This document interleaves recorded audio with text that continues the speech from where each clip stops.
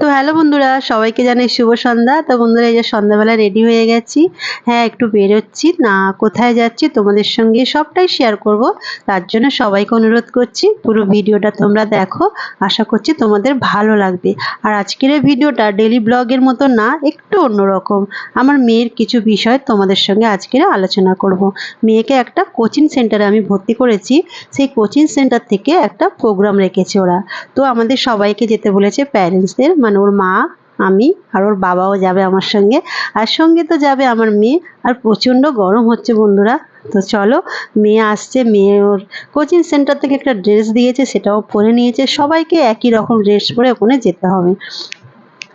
তো এই যে আমার মেয়ে রেডি। ও সবাইকে এরকম টি শার্ট দিয়েছে, এটা একটা স্কুল ড্রেসেরই মতন। সব বাচ্চারা এরকম পরে আসবে।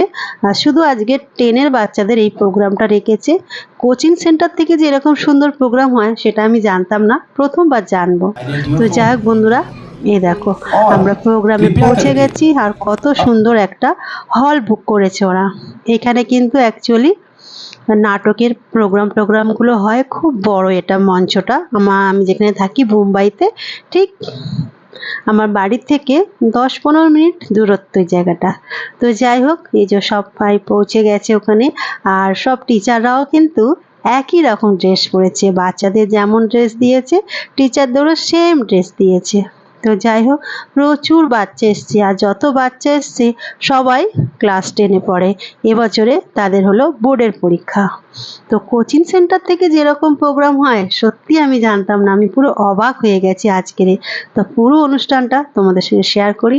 আর এখন সবাই আমরা উঠে দাঁড়িয়েছি, তার কারণ এখন জনগণ হবে গানটা, যেটা আমাদের উচিত কোনো অনুষ্ঠান হওয়ার আগে এই গানটা করে তারপরে অনুষ্ঠান হয়। তো যাই হোক, তোমরা দেখো। আর এই যে এখন স্টেজে যত স্যার, যত টিচার, সবাইকে এক এক করে ডাকা হচ্ছে। অনুষ্ঠান এবার শুরু হবে। আর এখানে মহারাষ্ট্রের একটা নিয়ম আছে, অনুষ্ঠান হওয়ার আগে ওরা প্রদীপ জ্বালে, যেটাকে দিয়া বলি আমরা। এই দেখো বন্ধুরা, কত বড় একটা দিয়া রেখেছে। তো সেটা অ্যাকচুয়ালি মেয়েরাই জ্বালে। তো যত মেয়ে টিচার ছিল সবাই গেল, গিয়ে এখন সেই প্রদীপটাই জ্বালাচ্ছে। তারপরে অনুষ্ঠান শুরু হবে। আর দেখো বন্ধুরা, কত বাচ্চা। সব আমাদের স্কুলের কিছু আছে, বিভিন্ন স্কুল থেকে এই কোচিং সেন্টারে যারা এবছরে নতুন অ্যাডমিশন নিয়েছে এবং পুরানো অনেকে আছে, সবাই এসছে এখানে। তো যাই হোক, অনুষ্ঠান এবার শুরু হবে। তার আগে এই যে দিয়া জ্বেলে নিচ্ছে। তো সত্যি আমার এত ভালো লাগছে, আজকে আমার মেয়ের জন্য আমি এত সুন্দর একটা অনুষ্ঠানে যোগদান করতে পেরেছি। আর আমি স্বপ্নেও কোনোদিন ভাবিনি আমার মেয়েকে আমি এত সুন্দর একটা কোচিং সেন্টারে ডালতে পারবো। আর তোমাদেরকে অবশ্যই বলবো, এই কোচিং সেন্টারে 1 বছরের জন্য ওরা ঠিক কত টাকা নিচ্ছে সেটাও আজকে আমি তোমাদের সঙ্গে শেয়ার করব। তার জন্য তোমরা পুরো ভিডিওটা দেখো। ছোটবেলায় যখন মেয়ে খুব ছোট ছিল, তখন শুধু মনে করতাম মেয়েটাকে কিভাবে বড় করব। তা যাই হোক, সবই ঈশ্বরের আশীর্বাদ। কোনোদিন আমি স্বপ্নেও ভাবিনি যে মেয়েটাকে আমি এত বড় একটা জায়গাতে, কোচিং সেন্টারে আমি ডালতে পারবো। তাই যাই হোক, সবই ঈশ্বরের আশীর্বাদ। তো যাই হোক বন্ধুরা, এখানে এসে একটা জিনিস খুব ভালো লাগলো। প্রথমেই দেখো স্টেজে ডেকে নিচ্ছে যারা কোচিং সেন্টারে ঝাড়ু পোছার কাজ করে, দারোয়ানের কাজ করে, দেখভালের কাজ করে, তাদেরকে এক এক করে ডেকে তাদেরকে অভ্যর্থনা জানানো হচ্ছে। সত্যি দেখে না, কি বলবো বন্ধুরা, আমার গায়ের লোমগুলো পুরো খাড়া হয়ে যাচ্ছিল যে এরকমও হয়। আগে স্যারদের ডাকিনি বা কোনো মেন অতিথিকে ডাকিনি, আগে তারা ডেকেছে যে এই কোচিং সেন্টারটা যারা পরিষ্কার পরিচ্ছন্ন রাখে, যারা দেখভাল করে, দেখো তাদেরকেই ডেকেছে। ডেকে তাদেরকে সবার হাতে ফুলের তোড়া তুলে দিয়েছে এবং একটা করে গিফট তুলে দিয়েছে। সত্যি আমি দেখে অবাক হয়ে গেছি। এরকম দেখাই যায় না আজকাল। যারা কাজ করে অফিসে, মানে কি বলবো, উঁচু চেয়ারে বসে, তাদেরকেই সবসময় দেখেছি সবাই সম্মান দেয়। কিন্তু যারা ওই জায়গাটাকে পরিষ্কার পরিচ্ছন্ন করে রাখে, বাচ্চাগুলোকে দেখাশোনা করে, তাদেরকে কিন্তু কোথাও কোনো সময় এতটা সম্মান দেওয়া হয় না। তা যাই হোক, আমার ভীষণ ভালো লেগেছে যারা এই অনুষ্ঠানটা পরিচালনা করছিল, এবং তাদের মনের মধ্যে যে এত সুন্দর একটা চিন্তাধারা দেখে সত্যি আমার ভীষণ ভালো লেগেছে। তো বন্ধুরা, তোমাদের কেমন লেগেছে তোমরাও বলো। দেখো টিচাররা তাদেরকে ফুল দিয়ে অভ্যর্থনা জানাচ্ছে এবং তাদের ফটোশ্যুটও হচ্ছে। সত্যি আমি অবাক। তা যাই হোক, তারপরে এবারে প্রোগ্রাম শুরু হবে। তার আগে এক এক করে কি করছে, কোন টিচার কোন সাবজেক্ট নেয় সেটা পুরো আমাদের সঙ্গে এক এক করে এক একটা টিচারকে ডেকে স্টেজে প্যারেন্টসদের সঙ্গে পরিচয় করিয়ে দিচ্ছে। কোন টিচার কোন সাবজেক্ট নেয় এবং কোন টিচার কোথা থেকে এসছে পুরোটাই একদম আমাদের সঙ্গে এক এক এক এক করে সবটাই ওরা আলোচনা করেছে। আমাদের ভীষণ ভালো লেগেছে। আর তোমাদের দাদাভাই তো কোনো অনুষ্ঠানে যেতে পারে না মেয়ের, তো যাই হোক আজকের সন্ধ্যাবেলা অনুষ্ঠানটা হয়েছিল বলে তোমাদের দাদাভাই আমার সঙ্গে যেতে পেরেছে। অনুষ্ঠানটা শুরু হয়েছিল ঠিক 7:30টার সময়। তো এত সুন্দর অনুষ্ঠান দেখে মনে হচ্ছিল আরো যদি কিছুক্ষণ হতো হয়তো ভালো লাগতো, কোনো বোর লাগেনি। আমরা তো অনুষ্ঠানে যাই নাচ গান কত কি হয়, কিন্তু এখানে তেমন কিছু না। এখানে সব টিচারদের বিষয়ে বলে দিয়েছে, প্যারেন্টসদেরকে এবং বাচ্চার বিষয়ে বলেছে কিভাবে কি করতে হবে, সবটাই আমাদের সঙ্গে ওরা একদম ডাইরেক্ট আলোচনা করেছে। তা সত্যি খুব ভালো লেগেছে আমার। তবে কি একটা কথা বলি, যখন এই কোচিং সেন্টারের বিষয়টা শুনেছিলাম না বন্ধুরা, হয়তো ভেবেছিলাম মেয়ে কি করবে, কেন কি ও কোনো সময় তো টিউশনিতে যায়নি, ছোটবেলায় ওকে পাঠিয়েছিলাম, তো খুব চিন্তার মধ্যে ছিলাম।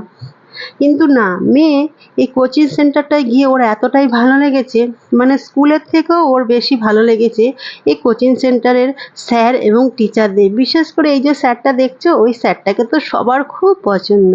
তো যাই হোক, এই যে আমরা বসে আছি তোমাদের দাদা ভাই, আমি, আর পাশে এক ভাবি ছিল আমার পরিচিত, ওনারও ছেলে এখানে কোচিং সেন্টারে পড়ে। আমি আর উনি একদম পাশাপাশি জায়গাতে থাকি।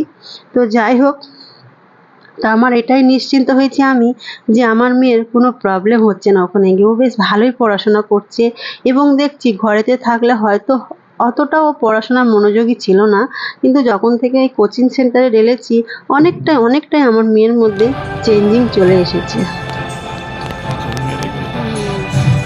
Good evening everyone. पहले तो मैं वेदा को थैंक यू बोलना चाहती हूँ कि मुझे इतने ब्यूटीफुल मंच पर एक प्रस्तुति करने के लिए चांस दिया, इसलिए थैंक यू सो मच वेदा। और आप सबको वेदा में वेलकम। वेदा आरंभ फर्स्ट टाइम वेदा ने ऐसा कुछ बहुत अच्छा उत्सव टाइप रखा है, आप उसका आनंद लीजिए। और वेदा তো বন্ধুরা, এক্ষুনি যে মেয়েটা কিছু কথা বলে গেল, ওই মেয়েটা এই বেদা সেন্টারেই পড়তো। আগের বছরে মাধ্যমিকে 98% পেয়ে ও মাধ্যমিক পাশ করেছে। তা সত্যি মেয়েটা আবার এখানে একটা নাচেরও প্রোগ্রাম করলো।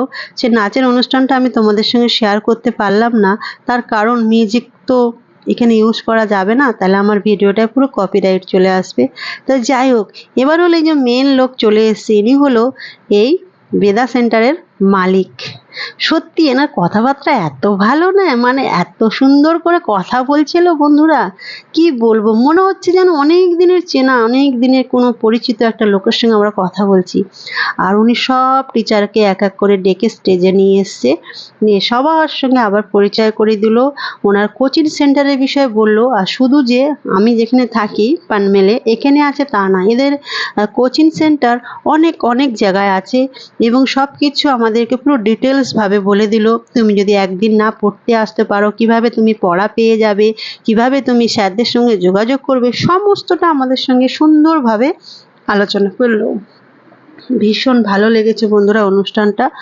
আর সব থেকে বিষয় একটা বলি, এখানে এসে বাচ্চাদেরকে একদম সব কিছু নোট তৈরি করে 8টা সাবজেক্টের নোটবুক দিয়েছে ওদেরকে, সঙ্গে একটা করে স্কুল ব্যাগ দিয়েছে বড় বড়, সঙ্গে দিয়েছে খাতা, তাদের যেন কোনো রকম অসুবিধা না হয়। আর ওই ব্যাগটা যখন ওরা কোচিং সেন্টারে আসবে ওদেরকে নিয়ে আসতে হবে। আর যে ড্রেসটা ওরা দিয়েছে সেই ড্রেসটা শনিবার এবং বুধবার পরে আসতে হবে। তো সত্যি খুব ভালো লাগলো, কোচিং সেন্টার থেকেও যে এত কিছু করে এই প্রথমবার জানলাম। তোমরা যদি কেউ জেনে থাকো অবশ্যই আমাকে কমেন্ট করো। আর কোচিং সেন্টার আমি জানতাম ছেলেমেয়েরা হয়তো শুধু যায় আর কোনো রকমে পড়ে আর চলে আসে। আমার মনের মধ্যে এরকম একটা চিন্তাধারা ছিল, কিন্তু না, সেটা পুরো উল্টো। যখন থেকে আমার মেয়ে এই কোচিং সেন্টারে গেছে, আমি সব কিছু যখন শুনি, আমার মেয়ে আমার সঙ্গে সবটাই শেয়ার করে। ও যখন টিউশন মানে কোচিং থেকে যখন ঘরে আসে, সবটাই বলে, মা এই হয়েছে, মা ওই হয়েছে, শুধু কিন্তু পড়াশোনার বিষয়ই হয়। আমার তো খুবই ভালো, আমি খুব নিশ্চিন্ত হয়েছি যে না, মেয়েটাকে একটা ভালো জায়গায় দিতে পেরেছি। তবে হ্যাঁ বন্ধুরা, এবার একটা কথা বলি, এই কোচিং সেন্টারের যে ফিসটা ওরা নিচ্ছে অনেকটাই বেশি, কিন্তু কিছু করার নেই, ভালো জায়গায় দিতে গেলে একটু তো খরচা করতেই হবে। আর এটা হলো ক্লাস 10-এর পড়া, পুরো ওদের দায়িত্ব। ওরা কিভাবে মানে পরীক্ষায় ভালো রেজাল্ট করাবে, সবটাই ওদের দায়িত্ব। আমাদের শুধু বলেছে আপনারা শুধু একটু ধ্যান দেবেন যে বাচ্চা ঠিক সময় পড়াগুলো করছে, ঠিক সময় ঘুমাচ্ছে কি, এবং তাদের সঙ্গে একটু গল্প করবেন। সব সময় পড়ার বিষয়ে গল্প করবেন না, ঘরের কাজও কিছু কিছু করাবেন। সমস্তটাই আমাদেরকে ওরা বলে দিয়েছে। তো যাই হোক, এখানে কোচিং সেন্টারের ফিস হলো 60,000 টাকা 1 বছরে। তো 60,000 টাকা বলে তারপর লাস্টে একটু কমিয়েছে, ওটা 50,000-এ এসছে। মানে 1 বছরে আমাদেরকে 50,000 টাকা ওদেরকে দিতে হবে। এবার সে টাকাটা তোমরা যে যেমনভাবে পারো দিতে পারো। কেউ 4 বার, কেউ 5 বার, কেউ 1 বার, কেউ 2 বার, সবটাই ওরা বলে দিয়েছে। তো সত্যি হয়তো টাকার অ্যামাউন্টটা অনেক, কিন্তু দায়িত্বটা তার থেকেও বেশি। আমাদের থেকেও বেশি দায়িত্বটা কিন্তু ওরা নিয়ে নিয়েছে। বাচ্চাকে কিভাবে হ্যান্ডেল করতে হবে, কিভাবে পড়াতে হবে, কিভাবে তাকে রেডি করতে হবে, সবটাই দায়িত্ব ওরা নিয়ে নিয়েছে। তো যাই হোক বন্ধুরা, আজকের প্রোগ্রামটাতে এসে অনেক কিছু শিক্ষা পেলাম, যেটা আমি জীবনে পাইনি, সেটা আজ আমার মেয়ে পেয়েছে, দেখে ভীষণ খুশি। তো যাই হোক বন্ধুরা, অনুষ্ঠান শেষ, এই দেখো আমরা চলে যাচ্ছি। কত দেখো ভিড়, আর খাবারও ব্যবস্থা ছিল, সবাইকে প্যাকেট দিয়েছিল, যারা এসেছিল সবাইকে।